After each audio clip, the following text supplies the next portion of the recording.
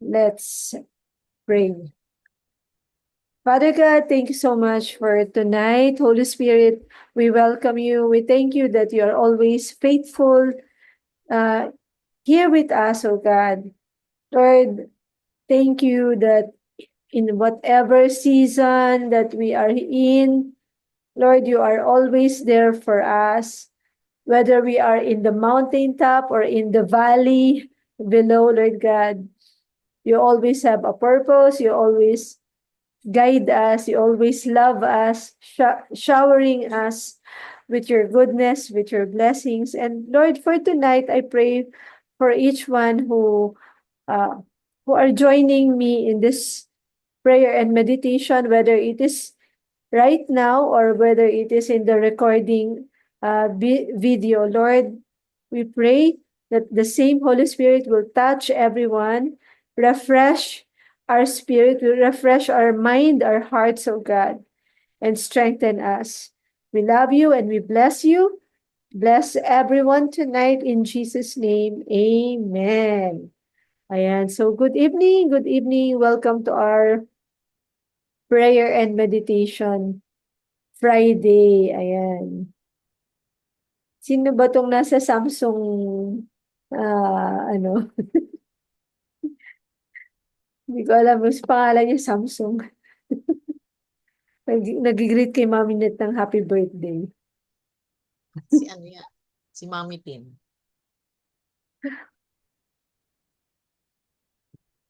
Okay. Jaire. Admitted. Sino to? Siguro lagyan nyo ng pangalan. Samsung SM lang nakita ko. Si Si Mami Tin yan. Si Mami Tin. nila. Okay. Si Jaire na-admit. Okay. Sino si Jaire, Mami? Mami Mila? Anak mo po? Or one of the kids?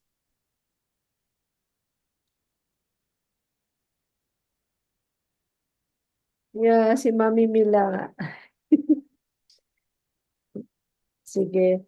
Punta na tayo sa ating, mamaya pagpe-pray natin. Mami Kat, Mami Cathy, paki-take note lahat ng mga prayer requests para sa mga kids. Pati yung nandun sa prayer chat group. Kasi may mga kailangan ipag-pray ng mga bata. Mga may sakit ngayon, nasa hospital yung iba. I So, will include them po kami, Jo, sa prayer mamaya. ha? I-include ko na po sila dun sa prayer mamaya. O, paki-include na, lista mo na lang, Mami, like dito sa prayer chat group, like si Mami Mel, meron si Mami Pinky, maraming may sakit ngayon, so paki-include na lang natin lahat sila sa prayer. Kasi ang init na rin yung panahon, nag-ship na talaga sa hot season, na talagang na yata, tag-init na rin. Like sa school kanina, it's very hot na talaga. So, well, anyways, we have a very interesting topic for tonight. Let me share my screen. Ako nga, kanina parang nanlalata ako sa init. Sa init naman din. So, this is our topic for tonight. Growth and maturity. I think isa ito, this is really one of the prayer na ginagawa ko sa anak ko, that God will cause him to grow and mature. Yan talaga yung isa sa mga prayer na lagi kong pinagpe-pray sa anak ko. And nakikita ko naman yung mga improvements na ginagawa ng Lord sa kanya. So natutuwa din naman ako, no? Kasi kailangan natin yan. Pag may nakita tayong need sa mga anak natin na dapat nating ipag-pray, yung nako-concern tayo, that the best thing to do really is to pray for them, diba? So for tonight, this is our topic, growth and maturity. Ayan, so una, magkakaroon muna tayo ng sharing question. And our question is, what kind of tree do you want to be? O, type lang dyan sa chat section. Anong klaseng puno ang gusto mong maging ikaw? Ayan. What kind of tree do you want to be? Ayan. Diba? So, para kasi tayo mga tree. Katulad ng song, yung song na pinakinggan natin kanina, Flowers. Gandang-ganda ako dun sa song na yon. Okay. Yeah. Napakaganda talaga, di ba? Yung minsan parang nasa valley ka. Ba't ako nandito? Ba't ako nandito sa ganitong sitwasyon? Ganyan. Pero sabi doon ni God, diba? I'm planting seeds. So, ano bang, ano? Oh, it's Mami Tinyang coconut tree. Oh, kasi tree of life, coconut tree. Mami Lily, olive tree. Wow, hindi pa man ako nakakita ng olive tree. Sa ano lang yan? Sa, Bible. talaga, Mami. Sa YouTube lang ako nakakita o sa picture lang ako nakakita niyan. Hindi, dinidescribe yung olive tree sa Bible, di ba? Ako sa Bible. Yung mismong, Ako hindi pa nakakita. hindi pa rin ako nakakita. Oh, si Mami Lots, mango tree. Oh, yeah. Ang coconut tree, gamit talaga lahat. Pero ako gusto ko rin mango tree. Mango tree kasi may mango tree. Dati nung maliit pa ako, may mango Oak tree. talagang ang daming bunga. Gusto ko yung maraming bunga. Tapos every morning, pag gumigising kami, may mga bungang nalalaglag. Tapos kinakain namin. Oak tree, Mami Sheena rin. Ano yung itsura ng oak tree? Parang pa ako nakakita ng oak tree, ah. Ang merong sinasabi sa Bible, ano di ba, yung mustard seed, tapos maliit na seed, pero pag lumaki daw, sobrang laki daw niya. So, yun yung nako-curious ako. Gusto ko makakita ng mustard tree. So, ayan. So, what kind of tree do you want? Kasi ang topic natin is about growth, di ba? So, gusto kong i-picture natin yung sarili natin as that tree na we will become a big, huge tree na magiging very fruitful. Oh, si Mami Rubilin, bamboo tree para flexible. Oh, di ba? Totoo naman yun, di ba? Yumuyuko daw yung kawayan. The more na mas mataas, the more na yumuyuko siya. Oh, di ba? So, talagang iba-iba talaga yung ating mga gusto. Sige. Meron pa akong isang question dito.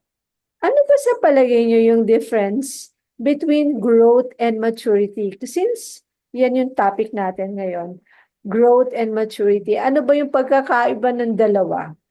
Sige nga, guess lang tayo. Oh, Mami Lot, date, social.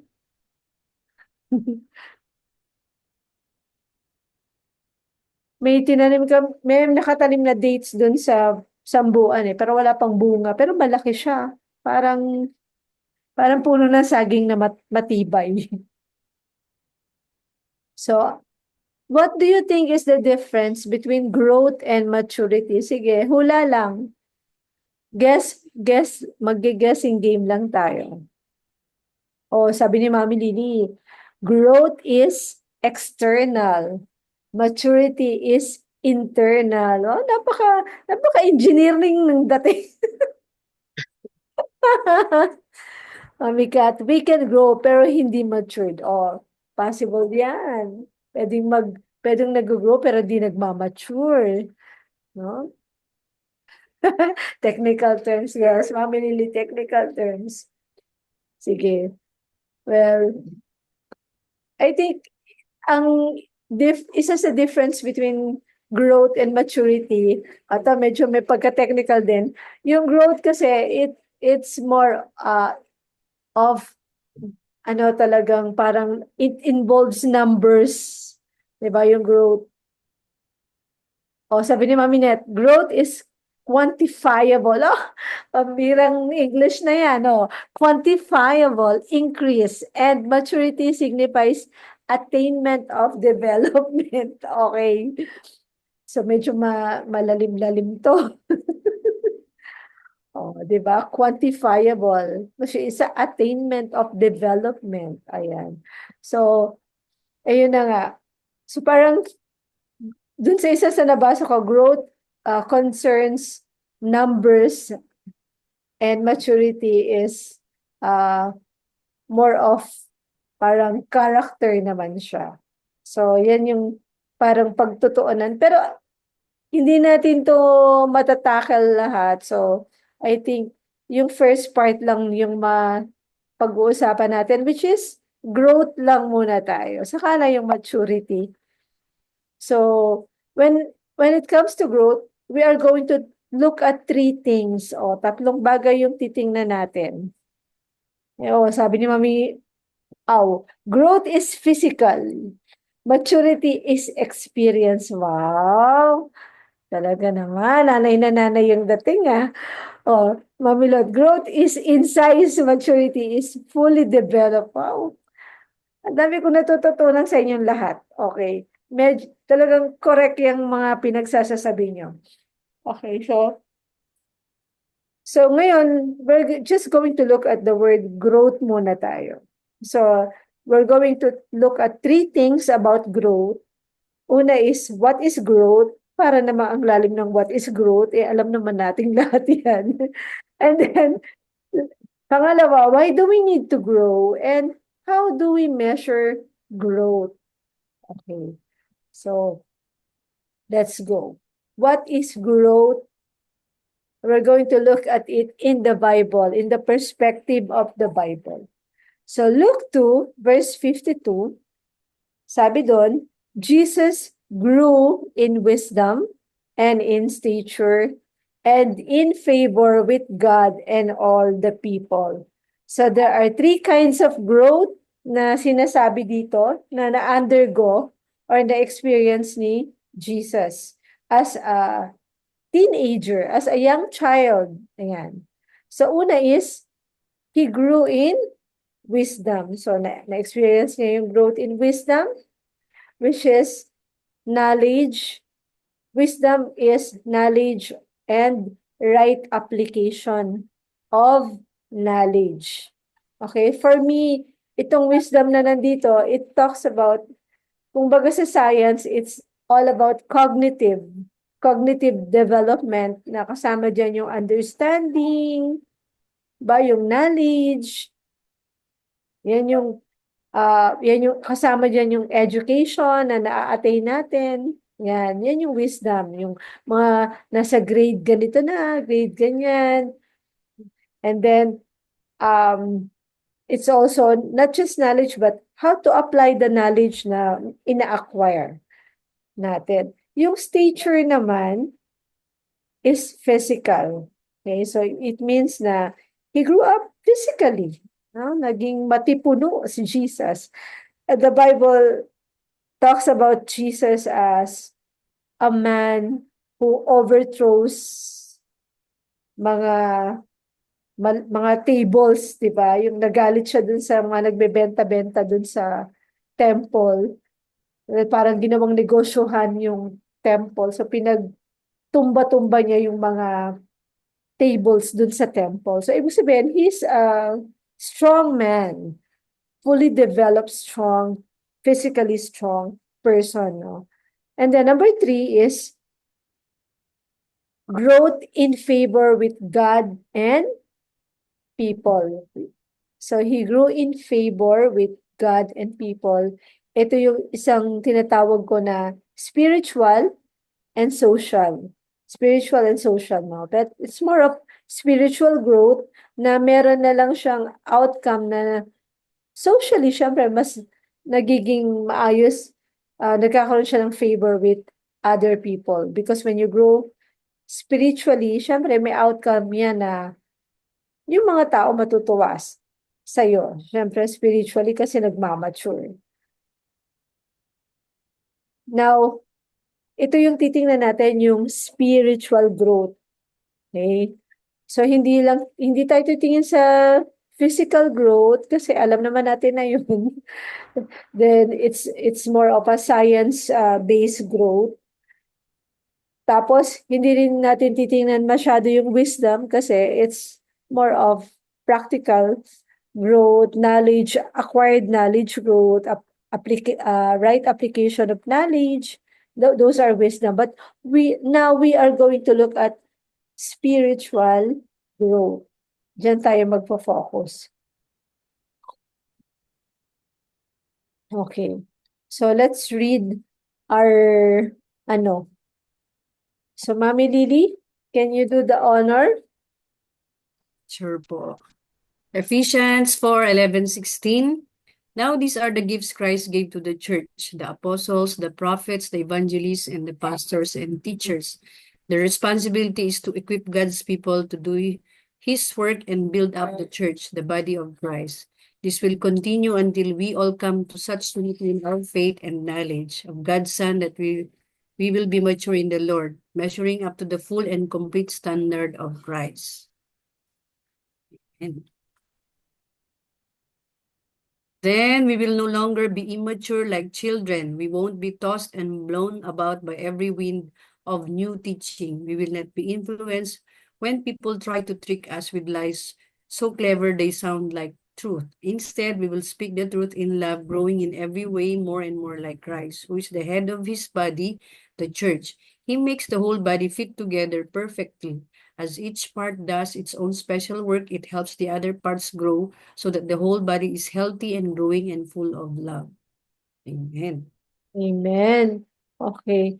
So, I want us to take note, yung mga hinighlight ko na mga words dito sa binasa na ni Mami Lily from Ephesians 4 verse 11 to 16. Okay. So, take note, sabi dito, that now these are the gifts Christ gave to the church. So, take note of the word church. Okay. Sa Bible, pag sinabi nating church, it doesn't refer to a building. Okay? Pag sinabing church, it means a group of people. A group of people called out for a certain purpose. And for us, that is to worship God together. Sabi dito, si Christ daw, He gave gifts to the church. Ano itong mga gifts na to? Apostles, prophets, evangelists, and pastors and teachers. So itong mga to, 1, 2, 3, 4, 5. Ang tawag dito, fivefold gifts. Nagbigay si Jesus ng fivefold gifts sa church. Sa mga tao na naniniwala sa Kanya, yung church. Okay? So, itong mga to, sabi nito, their responsibility is to, equip God's people to do His work and build up the church, the body of Christ. O, yan. Ito na yung clue natin, yung church is the body of Christ. Okay. And then, take note, so, tayong lahat na nandito, okay, sa Bible kasi, pag sinabi mong church, it is not referred to a building, but it is referred to the body of Christ, or it is referred to people who believe in Jesus. Ayan. Ito lang. Umiiyak yung aso ko, pakakawalan ko muna. Kulit kasi muna.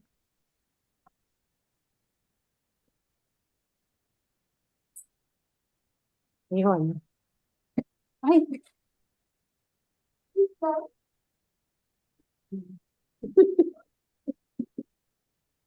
Okay.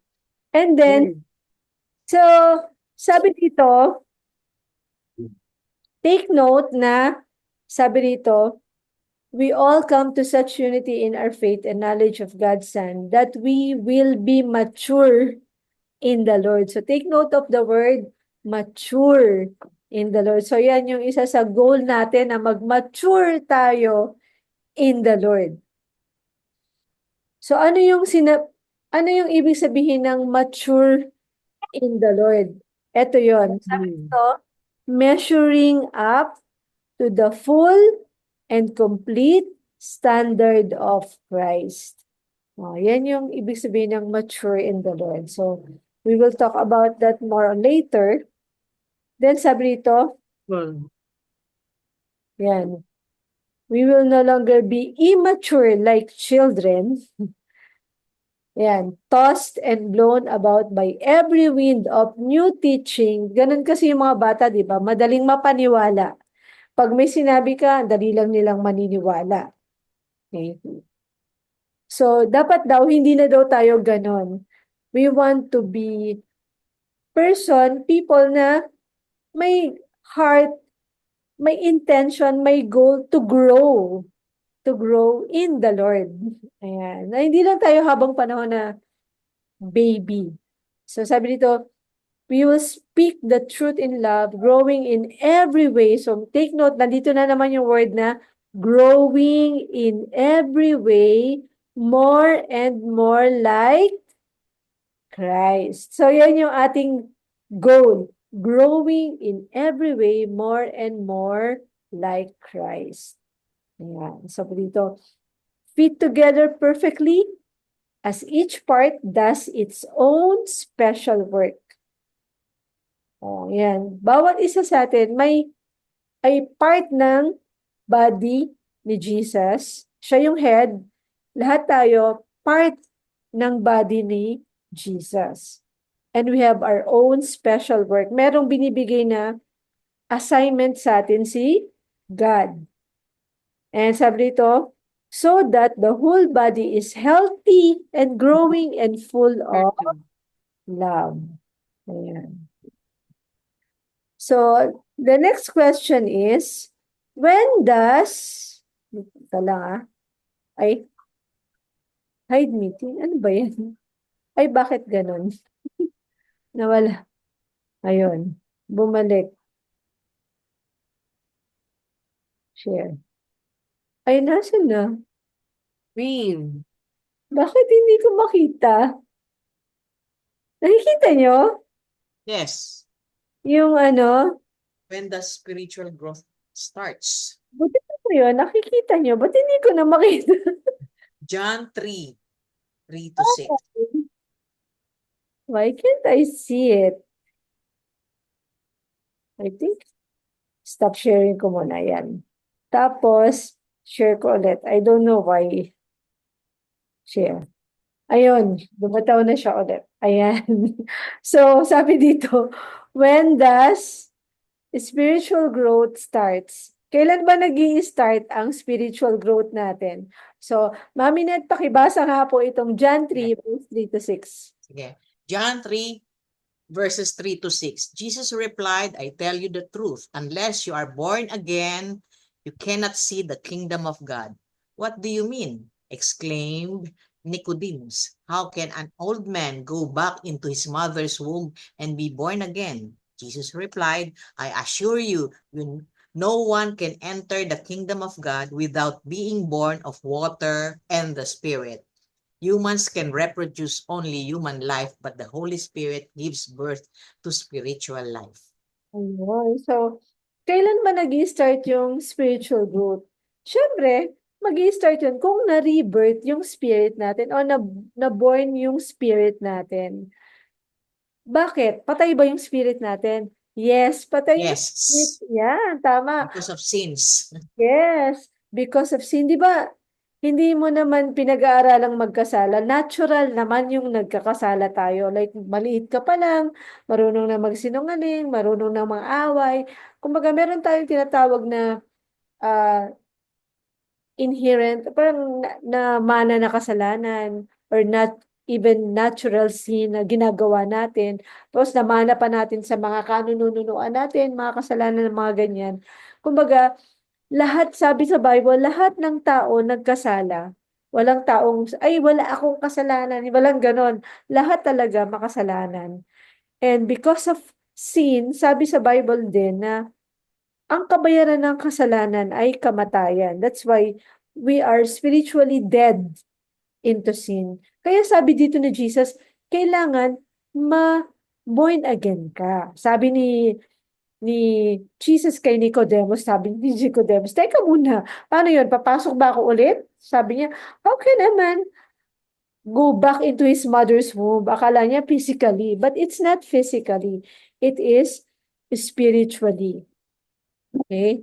Sabi dito, but the Holy Spirit gives birth to spiritual life. So, paano yun? Paano mangyayari yun? Everyone is being born once. Una, you believe in Jesus and you repent of your sin and you accept Jesus, receive Jesus in your heart as personal Lord and Savior. Diyan nare-reborn diyan na papanganak yung spirit natin. Kasi once na tinanggap natin si Jesus sa heart natin, yung Holy Spirit mismo, pumapasok doon sa atin, nagbibigay ng buhay sa spirit natin. So parang nagkaroon na tayo ng spirit dyan sa loob. Ang bawat isa kasi sa atin, we are composed of three things. Okay? Body, soul, and spirit. Yung body, yung physical body. Yung soul, yun yung heart natin, yung desire natin, yung intellect natin, yan yung soul. No? And then, yung will, yung gusto mo, yung desires, yan yung part niyan, yung sa soul. And then, yung spirit naman. Yung spirit, yun yung manggagaling kay God na marirebirth, ipapanganak once we receive the Savior, Jesus. Okay? Kaya, napapansin nyo, pagka halimbawa, di ba, ganito, prayer tayo, o kaya, pag play group tayo, nag-outreach tayo, lagi akong nagpapapray ng prayer of declaration of faith, prayer of acceptance, prayer of faith in Jesus. Lagi akong may ganun. Teka lang, parang may ginagawa siya. Ano yung ginagawa mo, Martin? Na, ano yung ginagawa mo? Ha? Talaga naman, Martin. Oh, diba? Ay, nako. Oh, sorry. Talaga naman, Martin.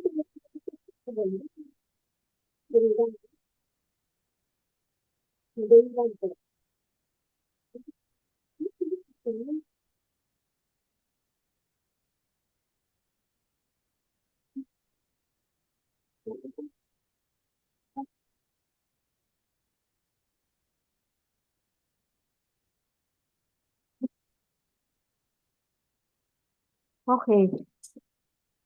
So, kinakain niya yung pang-shave ng asawa ko. Okay. Party! Meron yung blade. Ano mo yun? May blade yan. So, nagkagutay-gutay na yung blade. Talaga naman. Okay, anyway, tuloy natin ito. Sorry. Ano na concern ako, baka makain niya yung blade. So, sabi dito sa 1 John 5 verse 1, everyone who believes that Jesus is the Christ has been born of God, and everyone who loves the Father also loves those born of Him. So, makikita natin dito na yung rebirth or yung pagpapanganak sa spirit natin is those people who believes that Jesus is the Christ. Once na naniwala ka, nag-trust ka, you put your faith in Jesus as the Savior, diyan pumapasok yung nare-rebirth yung ating spirit. Kaya nga, si Jesus tinawag siyang Savior. Yan. Kasi sinesave niya tayo sa mga kasalanan natin. Sabi dito,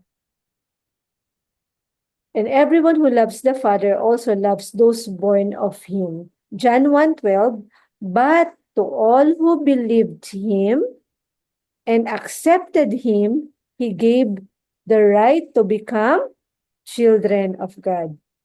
Ito yung lagi kong pinapaliwanag sa mga sinisharean ko ng gospel, sinisharean ko ng good news, na pinapaliwanag ko na lahat ng tao sa buong mundo galing kay God, ginawa ni God. Pero hindi lahat ng tao ay anak ng Diyos. Bakit? Kasi hindi lahat ng tao naniniwala kay God. Diba? Sabi dito kasi, but to all who believed him and accepted him. Hindi lahat ng tao tumanggap kay Jesus. Diba? So, wala pa yung right to become child of God, yung karapatan para maging anak ng Diyos, wala pa yun sa kanila. Okay? May nakuha na naman siya. Teka lang. Akala ko may nakuha ka na naman. Ano ba naman? Ayan. So, yun lang yung two requirements, no, para maging anak ka ng Diyos. Una, dapat you believe in Him. You believe in Jesus. And then second, you receive Jesus in your heart as your Lord and Savior. Na kailangan tanggapin mo siya sa puso mo bilang tagapagligtas at Lord mo, Panginoon mo. And that's how you become a child of God. So, maliwanag po yan na diyan pinapanganak yung spirit natin. Okay, so tatanungin ko kayo, natandaan nyo ba dun sa isa sa mga meetings natin, may yung mga naka-attend na dito ng mga meetings natin. Have you remember a time na I lead you in prayer of accepting Jesus in your heart? Natatandaan nyo ba yung mga times na yon? I think hindi lang once, hindi lang twice, but each time na magkakaroon ako ng meeting, I make sure that people receive Jesus in their heart as Lord and Savior. Bakit? Kasi unless you do that, hindi mo talaga magigets yung Bible. Pag binabasa mo yung Bible, parang, ano ba to? Parang hindi ko maintindihan. Kasi wala pa yung spirit dun sa heart mo. Wala pa yung, hindi pa nare-rebirth yung spirit dun sa body natin, sa heart natin. So yung understanding, wala pa talaga dun. Kasi ang Holy Spirit ang magbibigay ng understanding, ng life sa ating spirit. Okay? Once you become a child of Jesus. So after receiving Jesus in your heart as Lord and Savior, your spirit has been born. Ayan. So I hope natatandaan niyo yung time na you pray, nagsisi ka sa kasalanan mo, naghingi ka ng sorry sa mga sins, and then, Jesus, I receive you in my heart as my Lord and Savior. I hope you still remember those times. Ngayon, kung hindi mo pa nagagawa yan ever, wala kang natandaan na, nagawa ko ba yun? Parang, nakalimutan ko na kung nagawa ko ba yun o hindi. Nagkaroon ba ako ng ganong moment o hindi pa? I'm going to give you a chance tonight. Okay, para bago tayo pumunta dun sa next phase ng ating meditation ngayong gabi. I want to lead you, kung hindi ka pa sure na na-rebirth yung spirit mo dyan sa heart mo by the Holy Spirit, hindi mo pa na-declare formally talaga na Jesus, I receive you, tinatanggap kita sa buhay ko, sa puso ko as my Lord and Savior, then I'm going to give you that chance, that formality na gawin yan, i-confess yan sa bibig mo, galing sa puso mo, ngayong gabi. Okay? So, magpe-pray tayo. Don't worry, napaka-simple lang talaga. Ang gagawin lang natin, yung sinabi kanina, yet to all who believe Him. Iko-confess natin sa Kanya na naniniwala tayo, and then tatanggapin natin siya sa puso natin. So, to make it sure that you your spirit will be born in your heart. Kung hindi ka sure, let's make it sure tonight. Let's pray this prayer. So just follow this prayer after me and let it come from your heart. Let's pray. Okay, sabihin natin to. Heavenly Father, Heavenly Father, thank you so much thank you so much for giving your son Jesus for giving your son Jesus to die on the cross to die on the cross to save me. to save me. Lord Jesus, Lord Jesus, I come to you I come to you and I believe and I believe that you're the Son of God that you are the Son of God and you're my Savior. and you are my Savior. I receive you in my heart I receive you in my heart as my Lord as my Lord and my Savior. and my Savior. Forgive me Forgive me for all my sins. for all my sins. From this day on, From this day on, I will follow you I will follow you and help me and help me to know you more to know you more every day of my life. every day of my life. I will follow you. I will follow you. Amen. Amen. Amen. So if you pray that prayer with all of your heart, then kung hindi ka pa sure dati, ngayon, sure na yan. Kasi tinanggap mo na si Jesus sa heart mo. And your spirit has been rebirthed. O, meron ka na, nandyan na. Parang kasisilang mo lang, baby. O, nandyan na yung spirit. Yun lang, baby pa yung spirit. Kasi kaka-rebirth lang eh. Kakapangalak lang nung spirit mo. Yun. So, nandyan. If you have this, tandaan mo tong day na to. Today is April 4. This is the day that your spirit has been rebirthed. O, di ba? So, ano na? Anong nang gagawin natin? Kasi nandyan na eh. Na-rebirth na yung spirit. Nandyan na. Hmm? Ang goal natin, yung spirit natin, mag-grow. We need to grow. Ephesians 3 verse 14, then we will no longer... Bakit ba kailangan nating mag-grow? Sabi kasi dito, then we will no longer be immature like children. We won't be tossed and blown about by every wind of new teaching. We will not be influenced when people try to trick us with lies so clever they sound like truth. Ibig sabihin yan, kailangan nating mag-grow para hindi tayo palaging madadala ng kung ano-anong mga teachings na parang totoo pero hindi totoo. Dapat sabi dito sa 1 Peter 2 verse 2, like newborn babies, you must crave pure spiritual milk so that you will grow into a full experience of salvation. Okay. So, para daw tayong mga newborn babies, we must crave pure spiritual milk. Ano ba tong sinasabing pure spiritual milk? Ito yung Bible, yung Word of God. Okay? Like kasi, pag sinabi natin pure spiritual milk, ikaw mismo, yan, ikaw mismo, kukunin mo yung Bible at magbabasa ka ng Bible. Ito yung sinasabi na unadulterated, pure spiritual milk.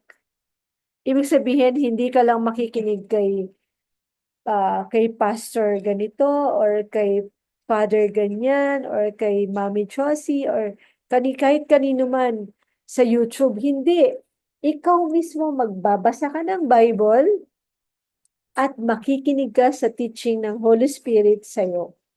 So, kaya napakahalaga na may Bible tayo sarili kasi dito makikipag-usap si God sa atin.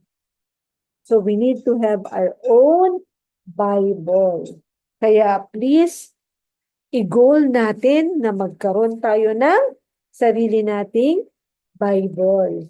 Ito yung, at saka, iba talaga ngayon. Pag nagbasa ka ng Bible ngayon, pag binabasa mo, parang, alam mo yung mga binabasa mo, magigets na gets mo siya. Ayun, maiintindihan mo yung binasa mo.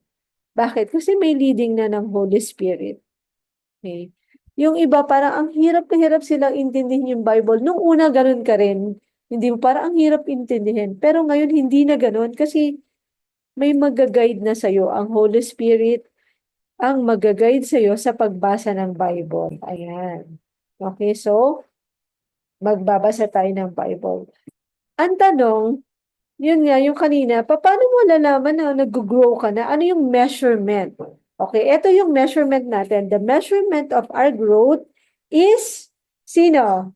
Si Jesus. Ephesians 4:13, this will continue until we all come to such unity in our faith and knowledge of God's Son that we will be mature in the Lord, measuring up to the full and complete standard of Christ. So yan yung measuring rod natin. Ang measuring rod natin kung nag-grow na ba tayo is the complete standard of Christ. Ibig sabihin, are we becoming more and more like Jesus? Mas nagiging kamukha na ba tayo kamukha na ba natin si Jesus? Ayon. Sabi dito sa Hebrews 1 verse 3, the Son is the radiance of God's glory and the exact representation of his being, sustaining all things by his powerful word. After he had provided purifications for sins, he sat down at the right hand of the majesty in heaven. So, take note niyo po, sabi dito, the Son, Jesus, is the radiance of God's glory and the exact representation of his being. Sabi diyan, sustaining all things. Yan. Si Jesus po yung nagsusustain lahat-lahat ng mga magagandang bagay sa atin.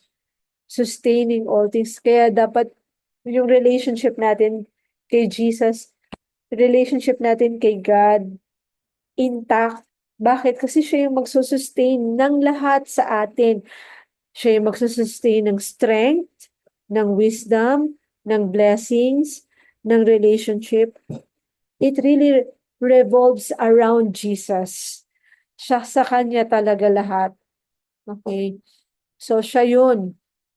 Bakit kailangan na siya yung measuring rod natin? Kasi nga, siya yung exact representation of the Father. Di ba sabi ni Jesus, I and the Father is one, are one. Kumbaga, if you have seen me, para mo na rin nakita ang Father. So siya talaga kasi yung representation ng Heavenly Father. John 1 verse 1 to 3, in the beginning was the Word, and the Word was with God, and the Word was God. He was in the beginning with God. All things were made through Him, and without Him, nothing was made that was made. So, si Jesus po talaga, siya talaga yung part of the Trinity. At, di ba, Trinity is, there's only one God, pero may three persons, God the Father, God the Son, God the Holy Spirit. Malinaw po yan sa Bible. Na, sabi nga sa Genesis, let us make man in our own image. Sinasabi ni God yun na, let us, so tatlo sila. 3 in 1. Ayun. So, and si Jesus talaga, sabi dyan, in the beginning was the Word, and the Word was with God, and the Word was God. Ayan. And He was in the beginning with God. All things was made through Him. Without Him, nothing was made that was made. So, this is talking about Jesus. Na kahit nung creation pa lang, before pa ng creation, nandun na siya, nandyan na siya, nag-exist na siya. Okay? At walang nagawa sa mundo kung hindi dahil sa kanya. So, meaning he's part of the creator, 'di ba? Si God. Ayan. So, that's why yung growth and maturity natin dapat naka blueprint sa kanya. Kasi nga 'di ba, galing siya sa heaven, nagkatawang lupa siya, nabuhay siya kasama natin para ma-represent niya yung Father, si God the Father. So kung gusto talaga natin makilala si God the Father more and more, then we have to know Jesus more and more. Ayun. Okay, so yan talaga yung number one goal natin. Let us goal to grow and be like Jesus more and more. So anong gusto mo mangyari sa buhay mo o sa spirit mo, spiritual growth mo? I want to be like Jesus more and more. Ayan. Siya yung standard natin. Okay. So, paano ba yan? Paano ba mangyayari yan? Okay. So, sa journey natin, sa spiritual life natin, sa Christian life natin, yan yung number one goal natin, mag-grow in the Lord. To know God more, to know Jesus more. So pag nagbabasa tayo ng Bible, especially, basahin natin yung Matthew, yung sa New Testament, yung Matthew, Mark, Luke, John. Kasi yan yung life ni Jesus. Yan yung gospel. And habang binabasa mo yung Bible, binabasa mo yung life of Jesus, that's how you will get to know Christ, Jesus, more and more as you read the Bible. The Bible, kaya nga nasulat yung Bible para makilala natin si God more and more. So yan muna yung pinaka-assignment natin as of now. Ayan. So, sige. May idadagdag po kayo, Mami Net? Para ang hirap i-explain, pero sana naintindihan natin lahat. Sige. Kung may question kayo, you can chat po dyan. Pwede nyo lang i-chat. May gusto lang akong idagdag. Yan. Sige, Mami Net. Parang isa rin, idadagdag ko to based sa mga natutunan ko at what I've heard and naniniwala ako dito. Nasabi nga ng isang pastor, if you are born twice, you die once. If you are born once, you die twice. Anong ibig sabihin nito? Di ba tinake up mo kanina na magre-rebirth, spiritual rebirth. So, pag ginawa mo yan, you born twice, di ba? Yung physical birth mo, yung pinanganak ka nga nung una. Nung pangalawang birth mo is when you are spiritually rebirth. So, you born twice, you die once. Why only once? Kasi pag namatay ka, physical ka lang mamamatay, di ba? Physically, your body lang. But your soul, since you are rebirth, spiritually, you will only die once. You will go with God as He returns, and you will not go to hell. That's what pero if you are born twice and you die once, if you are born if you are born once naman, yun lang, physical ka lang pinanganak, tapos hindi ka nag-repent, hindi ka nagpa-rebirth, hindi ka nagpa-spirit, you will die twice, di ba? You will die physically, tapos mamamatay ka, you will go to hell kasi hindi mo na-receive si Jesus, di ba? Di ba? Tapos may gusto lang akong ibahagi. Actually, it's more of yung experience ko with the growth of Pedrick, na I come to this point na experience ko yung journey, which I think by God's grace I was in success. Of course, I attribute all the success no kung ano man ang meron ako at kung ano man yung mga small and big achievements ni Pedrick is all attributed by the grace of God. 5 factors yung kinonsider ko as parang nag-affect do sa growth and maturity ni Pedrick. Number one, parang i-share ko lang sa ating mga co-parents. Number one is the early intervention. What is that? Yung early intervention, sabi nga nila, it's providing specialized therapies and services as early as possible. Ideally, before the age of 3. I was lucky na upon diagnosis ni Pedrick, tapos nagsunod lang din ako sa deathbed with his recommendations to take this OT and then the speech. Yon, that is the early intervention. I-address mo kagad para yung magkaroon ng improvement sa development at saka yung outcome parang na-address kagad. Yun nga yung early intervention. Number 2 is the individualized support. What is this ba? Yung nagki-create ka ng tailored plans like yung sa school may mga IEPs, di ba? Individualized education program. Na-address niya yung unique strengths ng ating mga anak, yung learning styles nila para may ensure na may comprehensive at saka effective approach sa kanilang development and education, di ba? I'm sure lahat naman tayo siguro itong mga parents dito ay na-experience din yun, lalo na pag na-diagnose na yung ating mga anak. Number 3 is the family involvement. What is this? Napaka-importante ito na tayo bilang magulang, tayo talaga ang number 1 na susuporta sa ating mga anak. Kasi kung hindi, sino? Kung iaasa natin sa yaya, what do we expect? Katulad ng halimbawa, pag pinapa-therapy natin yung mga anak natin, dadalhin lang ng yaya dun sa therapy center and then hahayaan lang. Tapos pag uuwi sa bahay, kasi sa therapy center, tinuturo din ako, what I did is, ako talaga nagdadala dun sa kay Pedrick sa therapy center and then I talk to the therapist kung anong mga ginawa nila and sinusunod ko yung sinasabi ng therapy na, Mami, ano tayo, consistency, dapat consistent tayo. What is black is black, what is white is white. Parang ibig niyan sabihin ko ano yung ginawa nila, kung anong pinayagan ng therapist na gawin ng anak ko, gagawin ko rin. Hindi yung pagdating sa bahay, okay na kung ano lang yung ginagawa ng anak ko.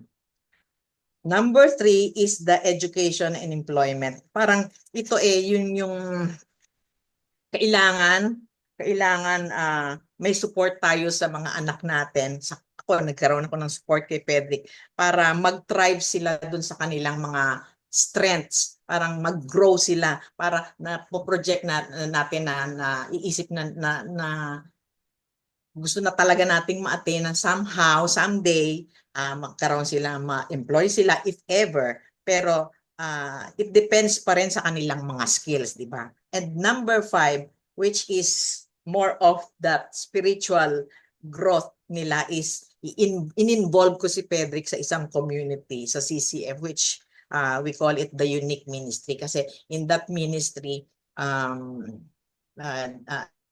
included yung mga may special needs, the families in special needs. Yun lang. Ayun. Thank you, Mami Net. Actually, pagdating talaga sa mga anak natin, gusto talaga natin yan ma-achieve. Yes.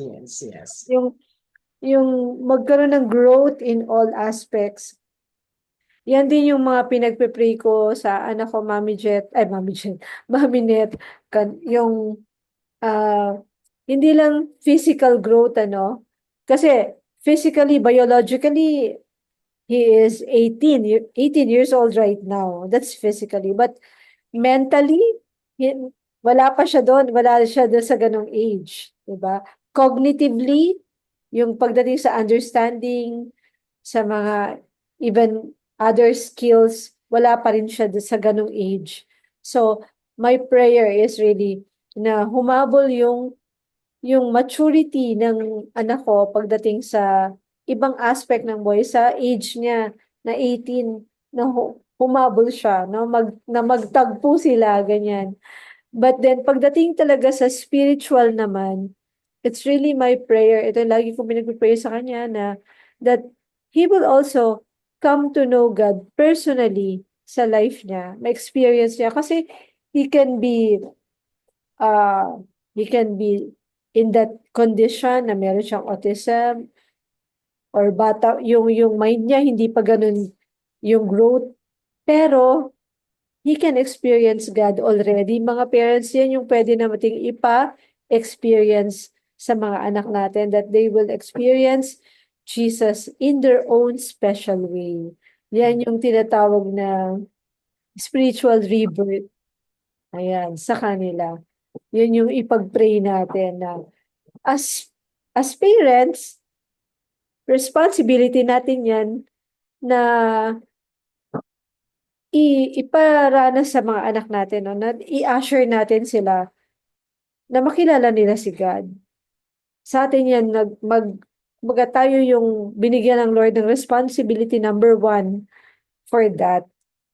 Pero yun nga, kung tayo mismo wala tayong relationship sa Lord, hindi natin siya nakikilala, what we only have is maybe religion or head knowledge na I know Jesus from nung mabata pa ako hanggang lumaki na ako, kilala ko naman si Jesus, alam ko naman yan. But if you don't know Jesus personally and experience His salvation personally, then wala pa tayo dun sa rebirth experience. Then hindi natin malilid yung mga anak natin into that relationship with God. Kung tayo mismo, wala pa doon, di ba?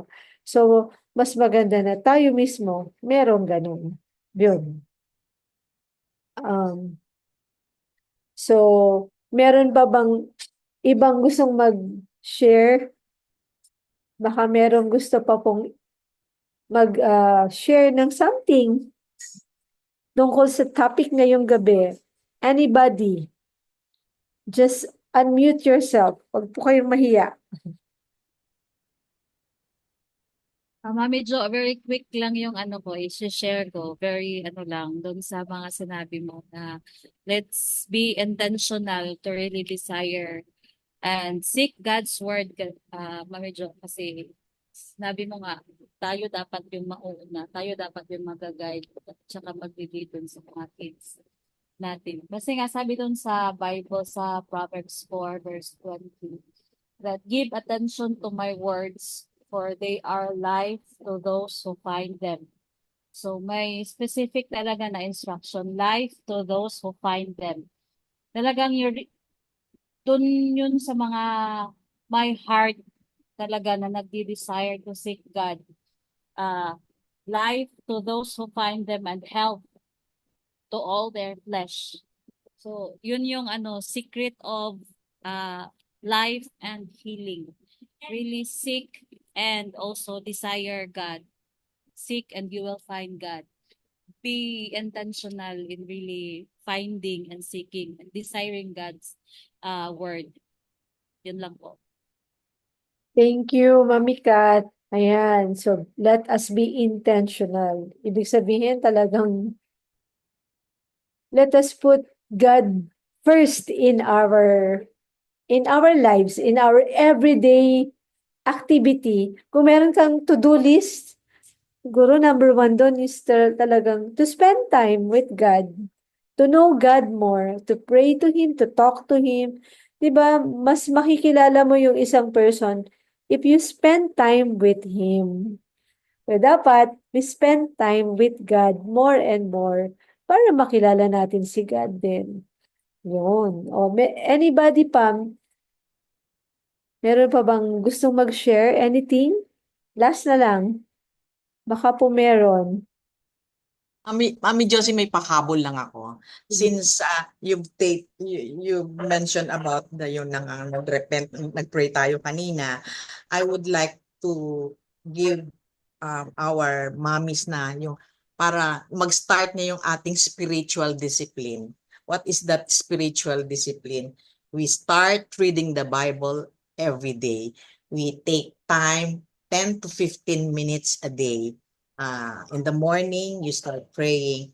Of course, it's very important that before reading the Bible, you start praying. You start to seek the guidance of the Holy Spirit so that you will really absorb what the Bible is saying. And when you read the Bible, hindi ba, God is talking to you. God is talking to you. And when, parang sinasabi ni God na, ito na madalas nang nangyayari nga sa akin when I read the Bible. Parang talagang kinakausap ako ni God. Kino-convict ka. Oh, yung sinasabi exactly dun sa mga verses. Ginawa mo yan kahapon. Kaya parang yan, di ba?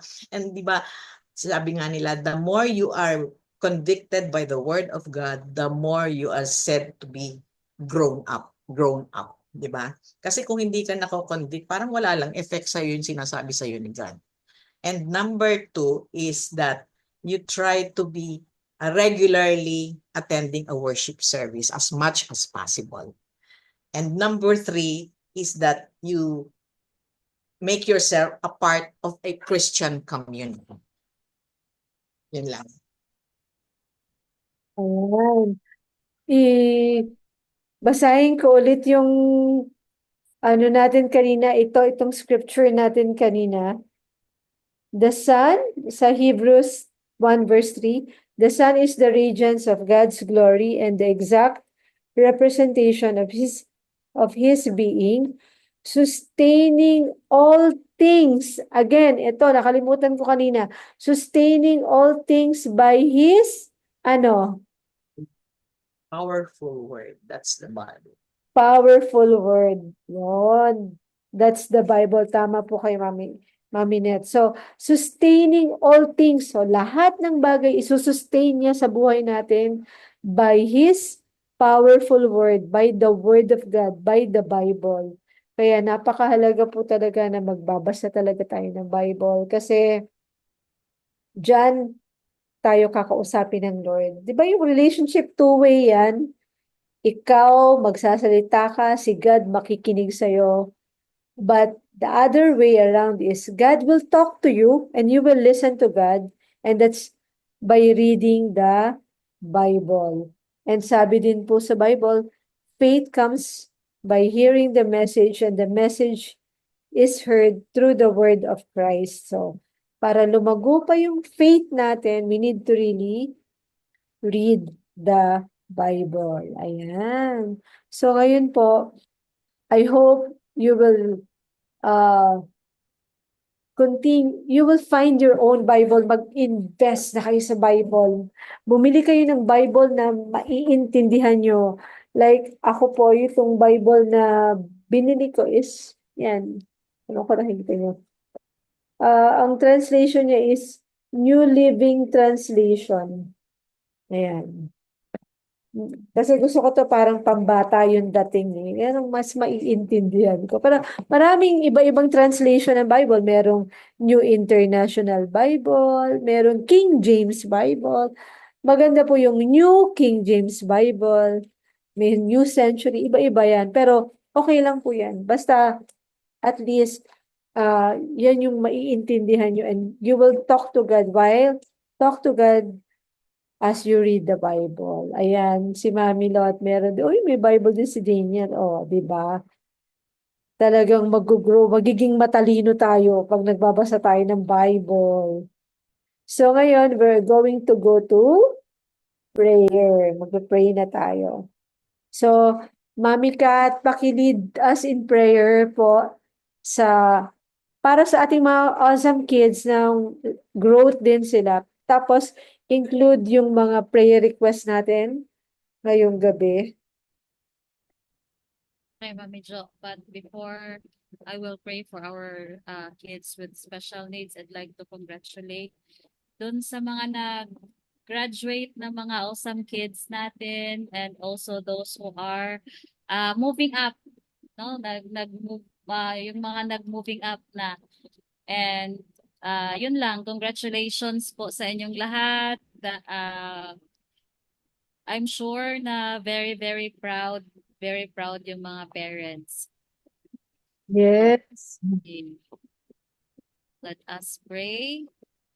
Father God, I thank you for tonight. Thank you, Lord God, that we are able to lavish on your presence, Lord. We're able to enjoy your powerful word tonight. Thank you that we can see Jesus in every situation we are in.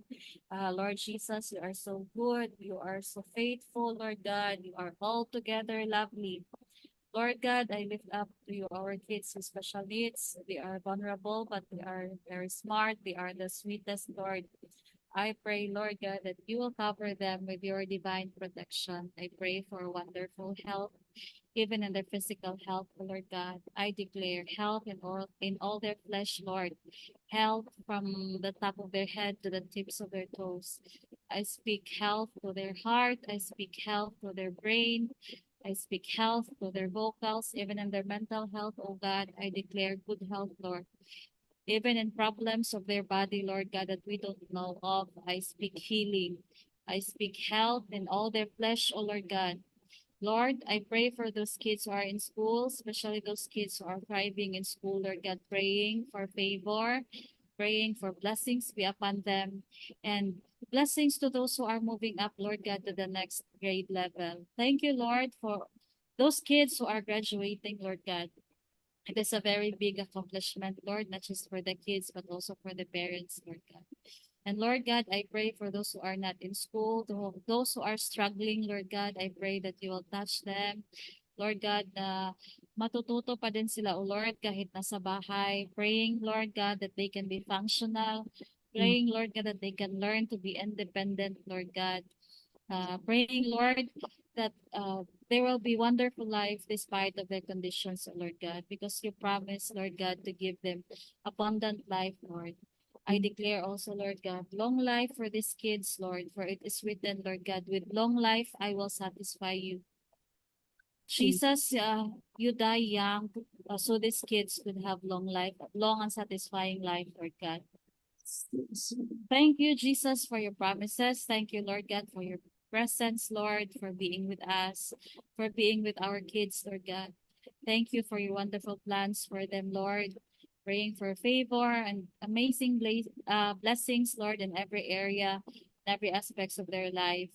Praying, Lord God, for growth and maturity, Lord, for our kids, their cognitive skills, in their life skills, in their motor skills, oh Lord God, and even in their social skills, Lord.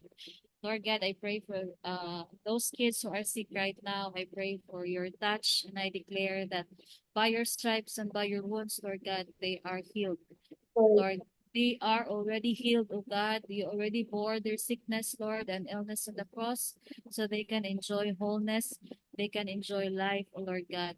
Lord, I pray, Lord God, for Mami Pinky's son, Hero, Lord. Praying for his fast recovery. Lord God, praying that you will touch him. Lord God, for him to stay calm, remove any worries and fears and anxiety in his heart, and allow, Lord God, your peace to guard his heart, Lord. Give here a heart to cooperate to ensure that he recover fast, oh Lord God. Thank you, Lord God, for being with Hero, especially during these challenging times. Lord, I also pray for Mommy Mel's son, Jaire. Declare healing from his severe asthma and mild pneumonia, Lord God. I rebuke any works of the enemy. The enemy may steal his health, Lord God. Lord God, we believe that you will restore Jaira's health, Lord God. Jesus, amazing touch of healing be upon Jaira, declaring that by Jesus' stripes and wounds, Jaira is healed. Praying for his fast recovery, wholeness, and restoration of good health, strong body and mind. In Jesus' name we pray. Amen. Amen. Amen. Amen. Amen.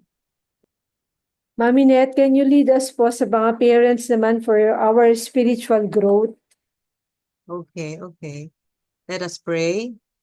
Heavenly Father, our Creator, the Creator of our kids, our Lord and Savior, the Sovereign God, the King of Kings, the Lord of Lords, we praise you, we thank you. We thank you for this journey. We continue thanking for this journey. We thank you for your purpose for us. We praise you for your powerful strength that you give us to sustain all the challenges of this journey. We thank you for each and every achievements of our children, the small and big ones. Salamat, Panginoon, sa lahat ng iyong promises, sa lahat ng iyong provisions. You know all of our needs, even if we do not ask for them. You give us all in your time and will. Kahit minsan, hindi mo kami pinabayaan, Panginoon. Patawad, Panginoon, sa aming pagiging mainipin. Patawad, Panginoon, sa aming pagrereklamo. Patawad, Panginoon, sa lahat ng aming kasalanan, pagkukulang at mga kahinaan. Patawad, Panginoon, sa paulit-ulit naming pag-aalala sa mga bagay na nangyayari at mangyayari na para bang wala kaming tiwala sa iyo, Panginoon. Patawad po. Help us, O Lord. Be with us always. Dwell in us, Holy Spirit, most especially in times of worldly temptations. Mahina po kami, Panginoon. We depend on you. We surrender everything to you. For the growth and maturity of our children, we submit to your will, O God. We trust you.